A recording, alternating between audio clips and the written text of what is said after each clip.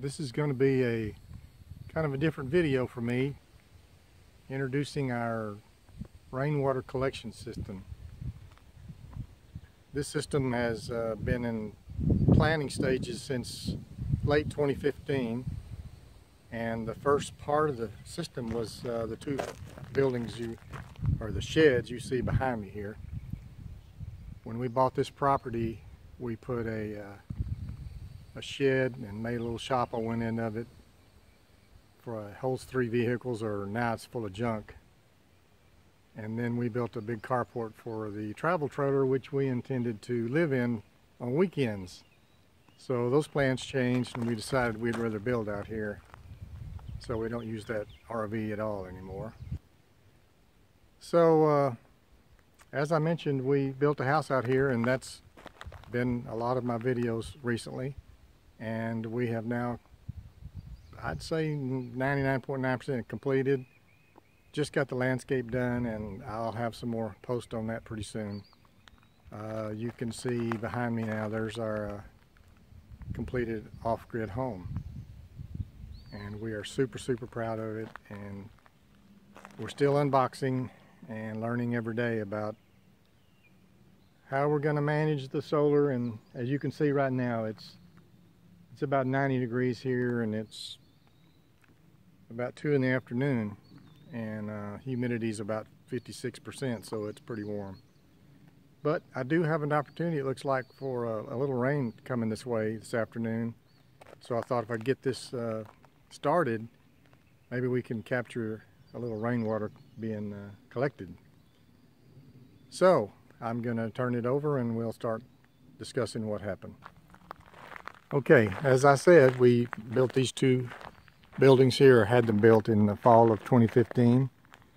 And this was the first step in rainwater collection. I decided since we had metal roofs, had gutters put up. And it is so overgrown in weeds. It's just not on my agenda right now. But as you can see, the water comes into a leaf catcher, which needs cleaning out, and then goes down into the first tube. There is a first flush diverter system. We decided to use a different one on our home, but you can see the one down the other end. It has a little drip tube on the end of the pipe, and there's a filter in there. So the first rainwater out of the gutters goes into that, and when that gets full, then it travels over to that center pipe and down through a filter sock right there in that union you see. And then will be underground if I ever decide to get it buried. So we'll go down the other end. And you can see the spouts on this tall building here. Same situation, comes down this first flush pipe. Then when it fills up, it diverts over and down this pipe here and underground. The same thing happens on the other side of the building, and then they come together and the pipe is buried right here. I'm going to pause this video, and I'm going to play you some still shots and videos of this system being put together and these tanks being brought in and set.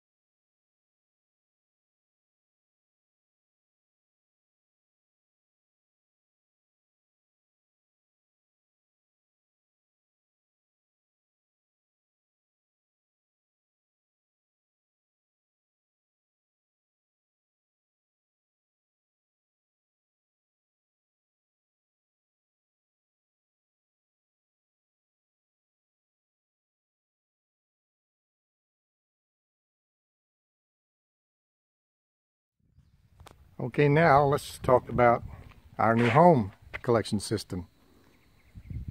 You might notice a little bit difference in color of the pipe here.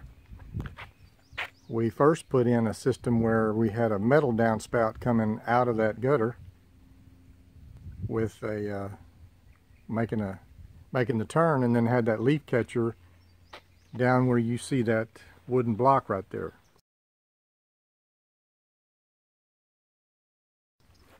And according to my transit calculations, that was still above the top of those tanks in the back of the house. But we had a rain or two and water was flowing over 2 or 3 of these leaf catchers.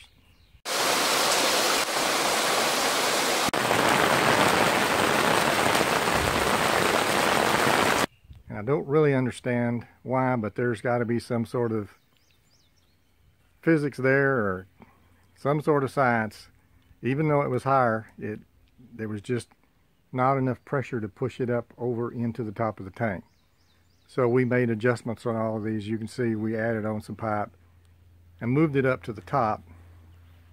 And we've had one pretty good rain and it worked well.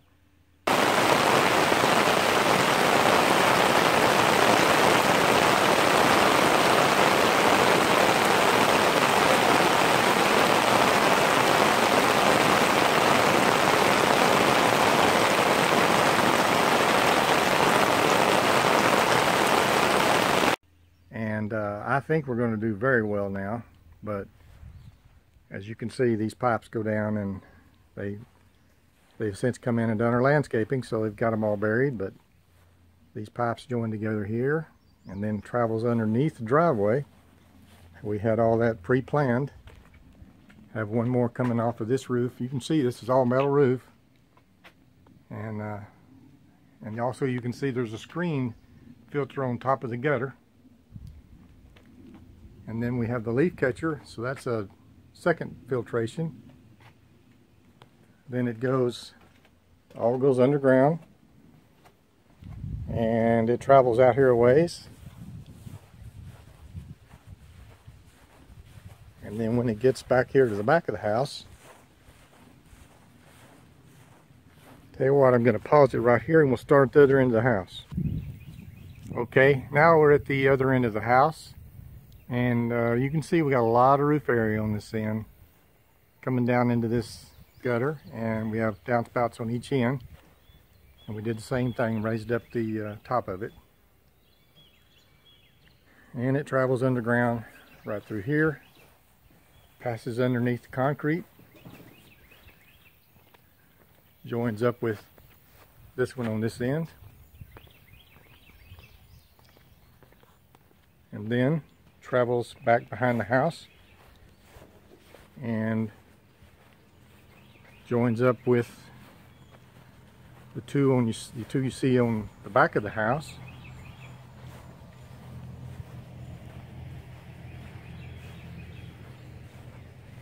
And all of this is catching quite a bit of roof area as well. There's a lot of roof. We have 3,600 square feet of roof. So then all of this travels right through here,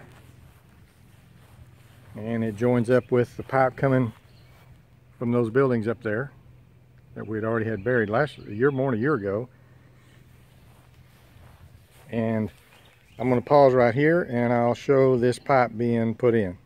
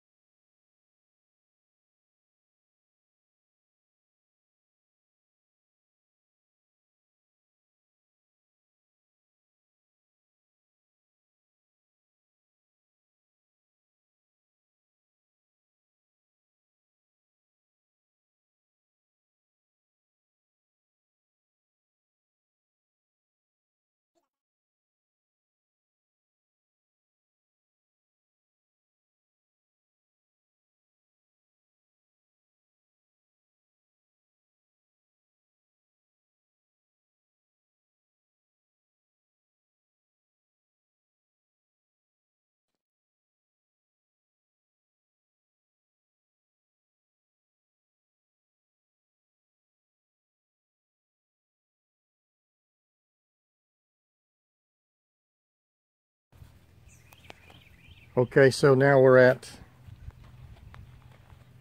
the end of the pipe where it comes in, and we have a valve right here where we can open that valve and drain all the water that's sitting in the pipe if it's been sitting there and getting stale for several days. And that pipe runs underground right through here, and it goes all the way down this slope and goes to a little ravine back in the back there, which drains into our private lake. So now back to the rainwater. As it comes up this 4-inch pipe, and it comes up over this.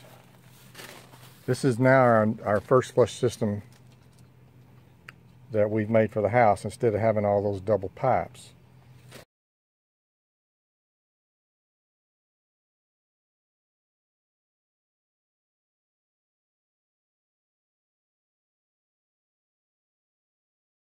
So we have the water that comes up, and the first flush comes in and fills up this 55-gallon drum.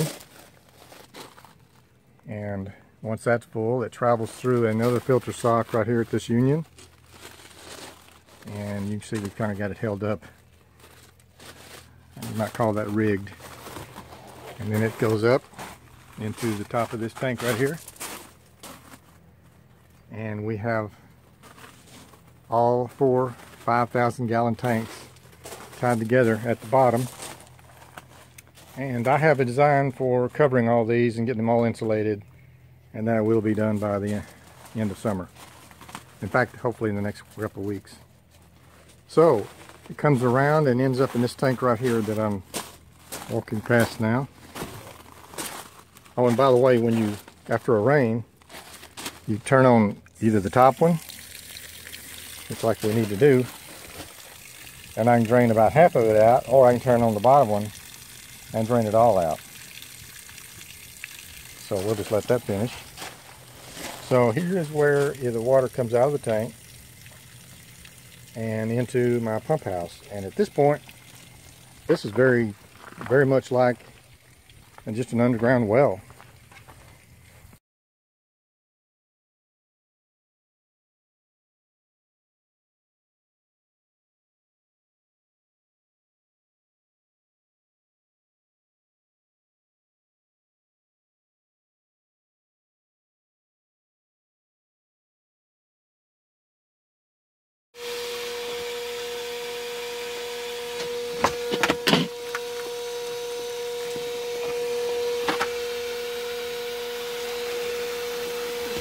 And you can see I've got it all insulated so it can handle the cold, but just in case, I've put a heater in here hooked up to our propane tank.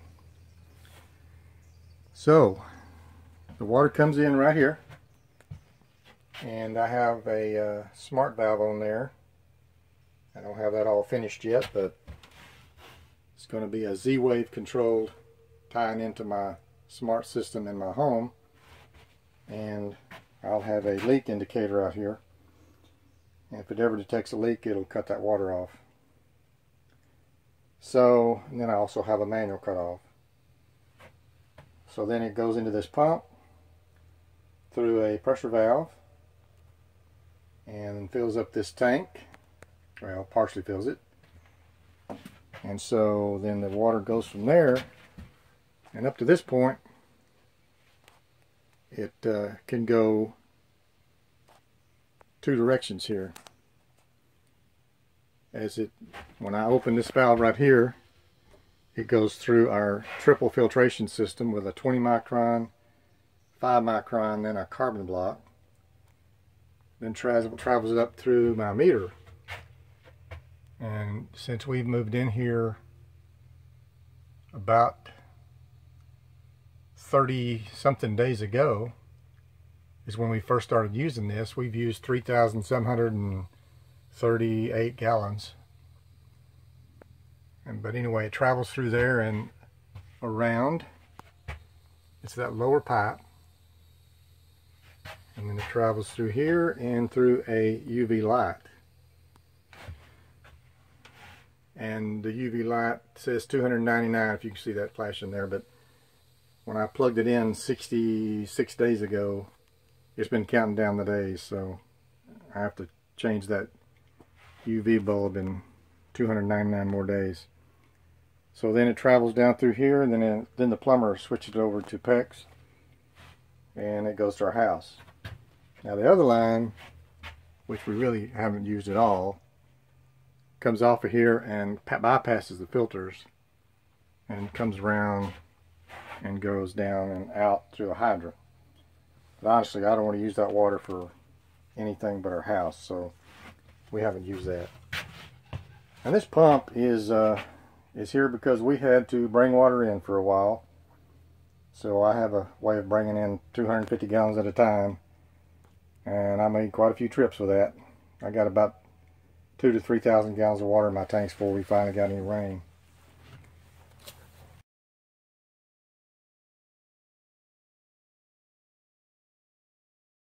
Okay, probably one of the last things here, we have a wireless water indication gauge, and you can't make much out of that one, but there's a float on it, and you calibrate it to the size of the tank. Then you tell it how many gallons you have total, and then you can have a wireless receiver in your home, and it tells you how many gallons of water you have on hand. So we'll go to that right now. Okay, last shot here. This is in the hallway of our home, and I'll see if you can make that out. It's a little dark in here, but right now our tanks are at 24% capacity. We have 4,949 gallons of water. We are using 96 gallons of water a day, so that would indicate we have close to 50 days. But in actuality, there's no way you can drain the tank, so I feel like we have more like 30 to 40 days, so we're hoping for rain pretty soon. But if not, I can always haul water. Done it before. So that's going to conclude this video. I may have some more footage at the end, kind of wrapping up how things went, but hope you enjoy this, and if you got any questions, be sure and put them down there and I'll answer every one of them. Thank you. Okay, this is going to be just a short wrap up of this video. It turns out we did not get any rain that afternoon as was forecast, but the forecast was pretty low, so it didn't turn out. But about 2.5 days later or so, it was early, about 4:30, 5 o'clock in the morning, almost 3 days later, we got a nice rain. So since it was that time of night, I didn't get up and try to record it, but we were down to about 4,600 gallons in the tanks, and when this rain was over, we had over 7,600 gallons. And I'll put some pictures up showing some water going in the tank and final readings. And so to wrap it all up, we're extremely pleased with this now. We seem to have things working well, and we're catching a lot of water.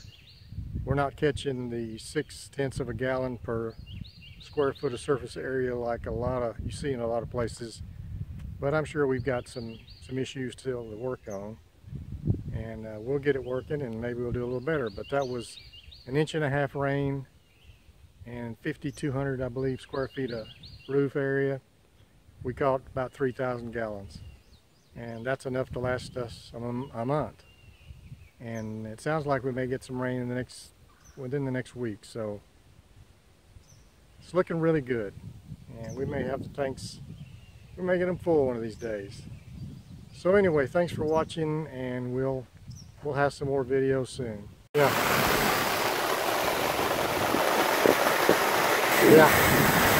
That's a lot of water going in there.